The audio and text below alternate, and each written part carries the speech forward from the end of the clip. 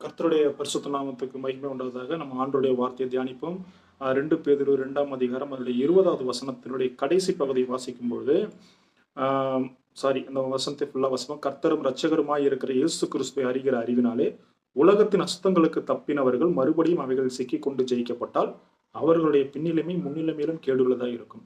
இன்னைக்கு பாருங்க, இன்னைக்கு அநேக விசுவாச பிள்ளைங்க ரட்சிக்கப்பட்டு ஞானஸ்நானம் எடுத்து ஆண்டவருக்காக வாழணும்னு ஆசைப்படுறாங்க. ஆனாலும் அவர்களுக்குள்ள அந்த விட முடியாத பாவம், அந்த ஜென்ம சுவாபம், அந்த பாவங்கள் அவர்களை விடமாட்டேங்குது. அந்த பாவங்கள் அவர்கள அப்படியே பின்தொடர அந்த பாவத்துக்கு தங்களை ஒப்பு கொடுத்துடுறாங்க.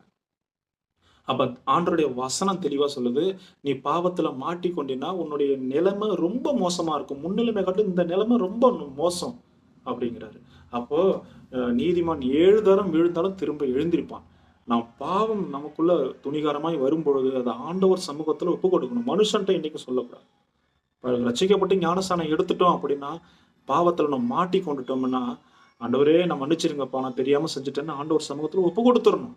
ஒப்புக் கொடுக்காம நம்ம துணிகரமாய் செய்து கொண்டிருந்தோம் என்றால், வசனம் சொல்லுகிறது, துணிகரம் உள்ளவர்களும் துன்மார்க்கரும் நரகத்திலே தள்ளப்படுவார்கள். நம்ம நம்மளே நிதானிச்சு பார்க்கணும். நம்ம பாவம் செய்யும்பொழுது நம்முடைய ஆத்துமா, நம்முடைய ஆவி, நம்ம ஆத்துமா, நமக்கு தேவன் கொடுத்த ஆத்துமா, அது நம்மள பார்த்து சொல்லும், "நீ பாவம் செய்கிற" அப்படின்னு.